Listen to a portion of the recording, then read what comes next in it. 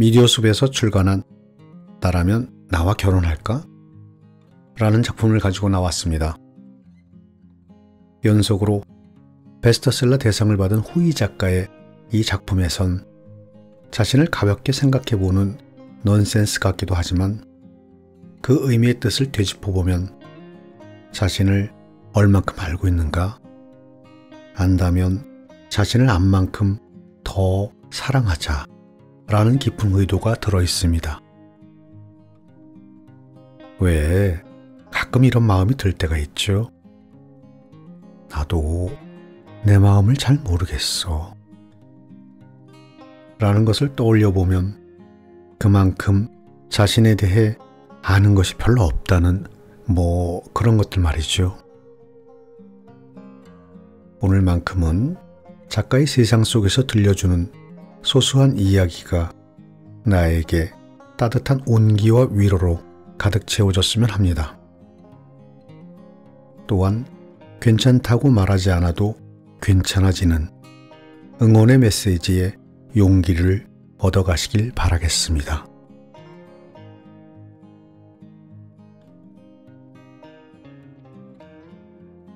왜 나를 사랑해? 그가 물었을 때 나는 선뜻 대답하지 못했다. 곰곰이 생각해 보았지만 딱히 떠오르는 게 없었다. 외모? 키? 직업? 수입? 모두인 것 같기도 전부 다 아닌 것 같기도 했다. 사랑은 끌림에서 시작된다지? 그럼 나는 그의 무엇에 끌렸을까? 그래, 아마도 나는 그의 품위에 끌렸을 것이다. 사소하지만 작은 행동으로 품위를 지킨 누군가의 기억도 있다. 그와 내가 처음 데이트한 날은 크리스마스였다. 성탄절 저녁답게 식당마다 만석이어서 어쩔 수 없이 푸드트럭에서 음식을 사다 공원 벤치에 나란히 앉아 이야기하며 먹었다. 그날 난 입맛이 별로 없어서 내 몫의 음식을 거의 남겼더랬다. 그는 먹고 남은 갈비뼈, 생선 가시, 다 쓴 나무젓가락과 휴지 따위를 봉투 하나에 담고 내가 남긴 음식은 깨끗한 봉투에 따로 담았다. 그리고 봉투 입구를 잘 묶어서 쓰레기가 담긴 봉투는 쓰레기통에, 음식을 담은 봉투는 그 옆 화단턱에 내려놓았다. 나는 의아했다. 어차피 다 버릴 건데 왜 봉투 안에 담지 않고 따로 담았는지, 왜 굳이 따로 놓았는지 묻자 그가 말했다. 혹시라도 배가 너무 고파서 쓰레기통을 뒤지는 노숙자나 불황자가 있을까봐 그런다고. 쓰레기와 같이 버리면 충분히 먹을 수 있는 음식도 버리게 되지 않느냐고. 그 광경을 상상하면 마음이 불편해진다고. 난 태우던 담배를 남은 음식에 비벼 끄는 사람도 봤고, 다 마신 캔에 코푼 휴지를 쑤셔 넣는 사람도 봤고, 냄비에 온갖 더러운 쓰레기를 넣는 사람도 봤다. 하지만 그때까지 크게 불편함을 느낀 적은 없었다. 어차피 쓰레기고 어차피 버릴 거니까, 굳이 잘못이라 할 수는 없으니까. 하지만 그의 말을 듣고 난 뒤 세상 보는 눈이 조금 달라졌다. 좀 더 새롭고 좀 더 따스하게 바뀌었다. 일면식도 없고 마주칠 일이 없을지도 모를 낯선 이에게 베푸는 무의식적인 배려와 친절이라니 너무 아름답지 않은가. 또 그의 어린 조카를 데리고 음료수를 사러 갔을 때가 생각난다.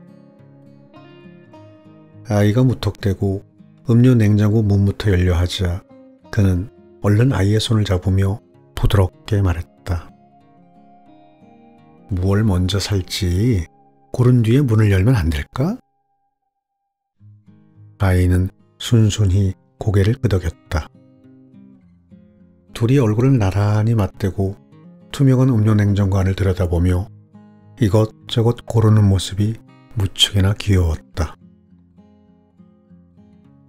그렇게 음료를 고르고 계산대 앞에 섰는데 아이가 갑자기 칭얼댔다. 외삼촌, 나 이 두유 안 마시고 싶어졌어요. 여기다 놔둬도 돼요?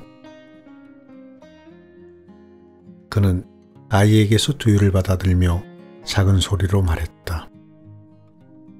사지 않을 거라면 원래 자리에 갖다 두자. 아무 데나 두면 다른 사람이 대신 치워야 하잖아? 네. 아이는 천진하게 대답하고 그의 손에 이끌려 다시 음료 냉장고 쪽으로 향했다. 그런 두 사람의 뒷모습을 나는 나도 모르게 물끄러미 바라보았다.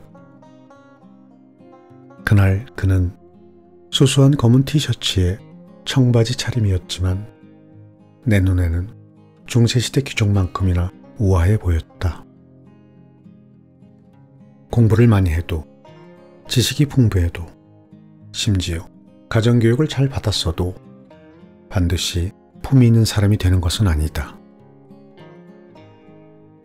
품위는 사람 사이에 존재하는 보이지 않는 구분선이다. 품이 있는 사람은 반성할 줄 알고 예의를 지킬 줄 알며 쉽게 흥분하지 않고 자기 고집에 매몰되지 않는다.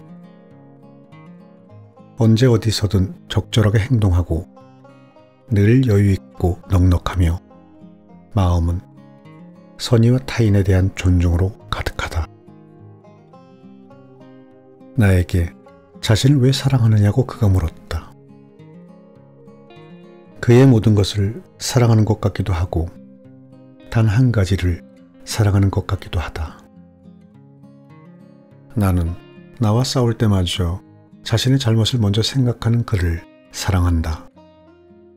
내가 지치고 피곤할 때 혹은 바닥에 보이지 않는 우울감에 빠졌을 때 나를 더 힘들거나 괴롭게 만들지 않고 무던하게 나의 상처를 위로해주는 그를 사랑한다. 품이 있는 연인은 상대의 인생에 풍랑이 아니라 등대가 되어준다.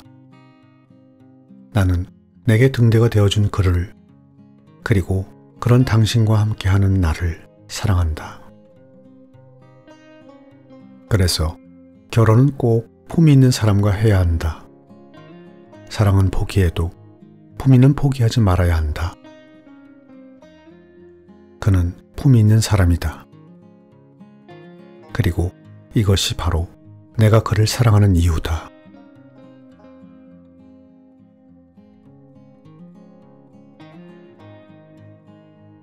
지연이 길게 한숨을 내쉬며 한탄했다.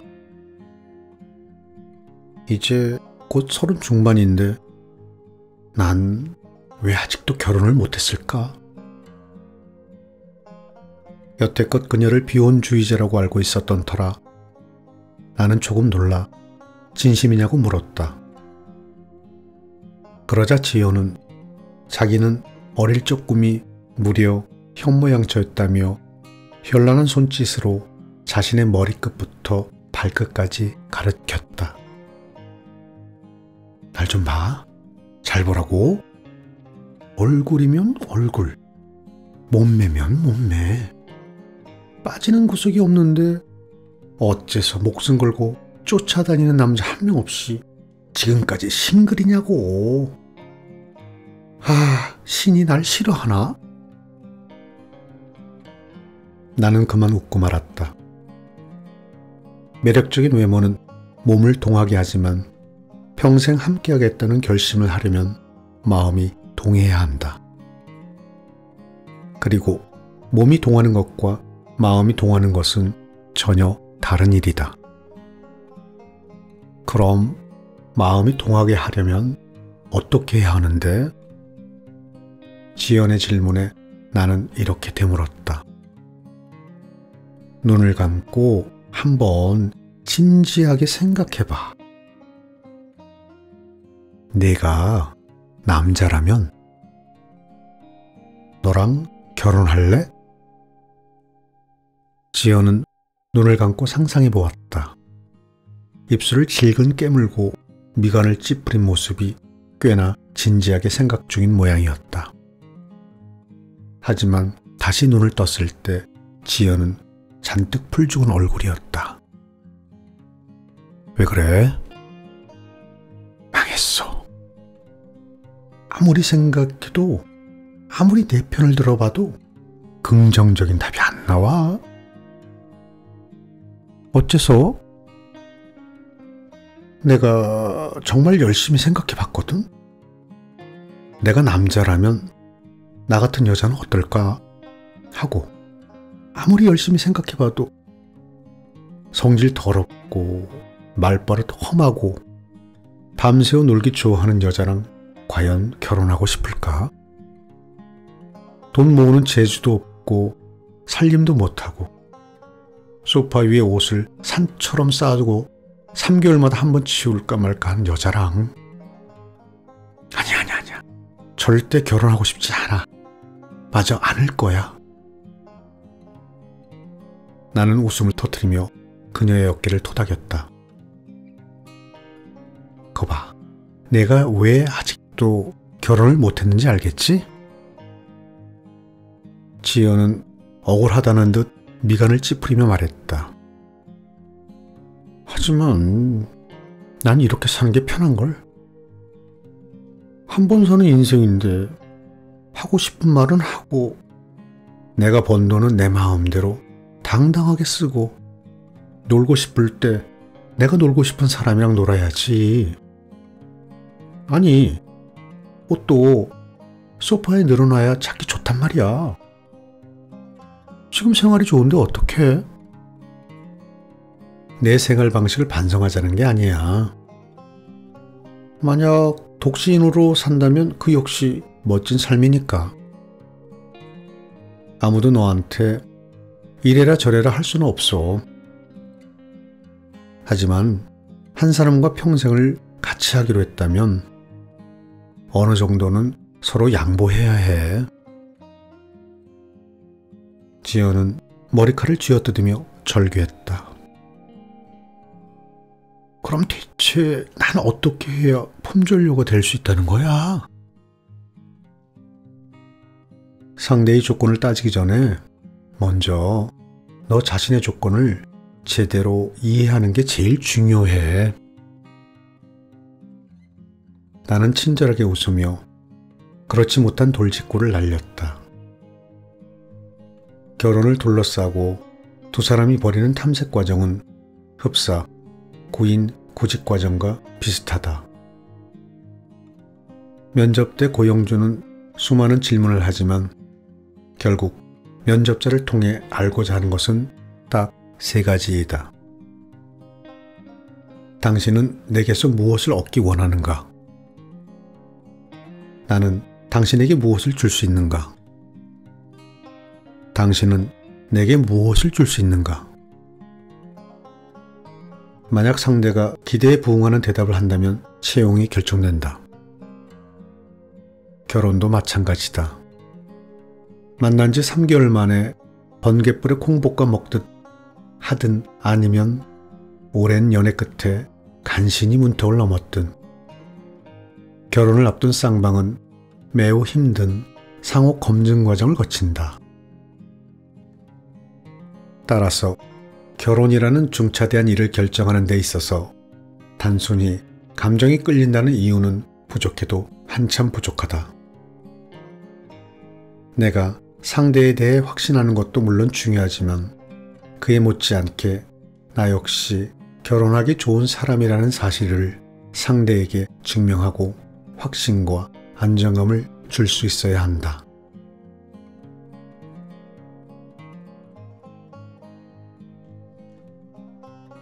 나연은 같은 과 동기들 사이에서 여자의 수치로 불렸다. 이런 오명을 얻게 된 이유는 마음에 드는 남자가 생기면 앞뒤 재지 않고 적극적으로 대시했기 때문이다. 속칭 금사빠였다. 나연의 연애는 늘 그녀가 먼저 들이대는 것으로 시작됐다. 대담한 고백부터 수십 통의 연애 편지와 전화, 심지어 상대가 자취하는 집에 찾아가 집안일을 하기까지 했다. 그녀는 사랑 앞에서 내숭을 떨지도 뒤로 빼지도 않았다. 상대가 구애를 받아들인 뒤에도 그녀는 한결같이 적극적으로 스킨십까지 먼저 나서서 요구하고 리드했다. 나연의 사랑을 받는 남자는 남녀 역할이 바뀐 연극 대본을 받아든 배우처럼 가만히 앉아 그녀의 추앙을 받으면 그만이었다. 그런 그녀를 여자 동기들은 탐탁지 않아 했고 남자 동기들은 가볍다고 평했다. 하지만 당사자는 남들이 뭐라 하든 신경 쓰지 않았다. 그리고 모든 연애를 자기 페이스대로 뜨겁고 소란스럽고 열렬하게 치러냈다. 나연의 지도는 이러했다. 사랑은 파티야. 최고로 신나게 즐겨야 해. 남들이 얼마나 잘 노는지 구경하러 파티에 가는 사람은 없잖아? 뭐 때문에 가는지 잘 생각해봐.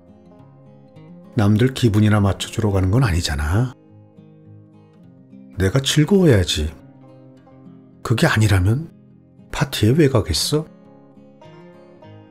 난 내가 주도권 지는 걸 좋아할 뿐이야. 마음껏 사랑을 누리려면 앞뒤 재고 따질 시간이 없다고. 먼저 사랑한 사람이 약자라는 말이 있다. 앞뒤 재지 않고 사랑에 뛰어드는 이들이 사랑의 가치를 모르는 사람을 만난다면 경멸의 눈길을 받게 될지도 모른다. 모든 진심이 보답받는 것은 아니니까. 그러나 혹 자신의 사랑이 길바닥에 버려진 진주가 된다 해도 후회는 금물이다. 거절당할까 두려워 말고 설령 거절당하더라도 괜찮다. 언젠가 이 어지러운 꿈에서 깨어난다고 해도 먼저 술잔을 부딪힌 사람이 좀 더 오래, 좀 더 달콤한 꿈을 꿀 테니. 시도조차 하지 않는 것보다 시도하는 편이 훨씬 나으니까. 이리 재고 저리 따지며 망설이다가 결국 사랑을 놓친 아쉬움은 몸속 어딘가에 남아 오랫도록 둔중한 아픔을 주기 마련이다.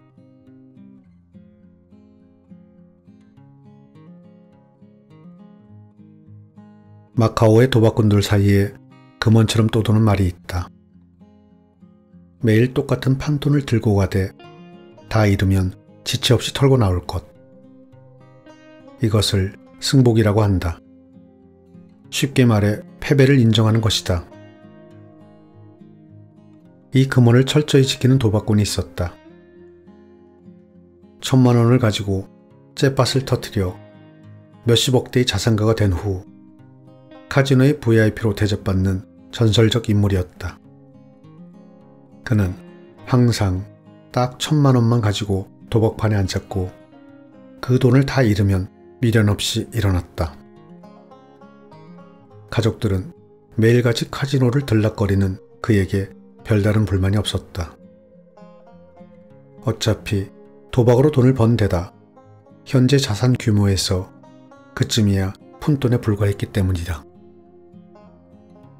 하지만 그도 결국 눈이 멀어 원칙을 깨는 날이 오고 말았다. 졌다는 사실을 인정하지 못하고 가져간 판돈이 다 떨어졌는데도 일어나지 않고 돈을 빌려 게임을 계속한 것이다. 돈을 잃고 또 잃어도 멈출 줄 몰랐다. 재산을 탕진하고 빚이 눈덩이처럼 커졌지만 그는 여전히 승복하지 못한 채 다시 도박판에 앉았다. 그리고 결국 회사 공금까지 손을 댔다. 브레이크가 고장난 기차처럼 폭주하던 그의 도박 행각은 공공횡령 사실이 발각되어 체포되고 나서야 멈췄다. 피해는 고스란히 그의 가족들에게 돌아갔다. 인생은 바둑과 같아서 늘 이길 수만은 없다.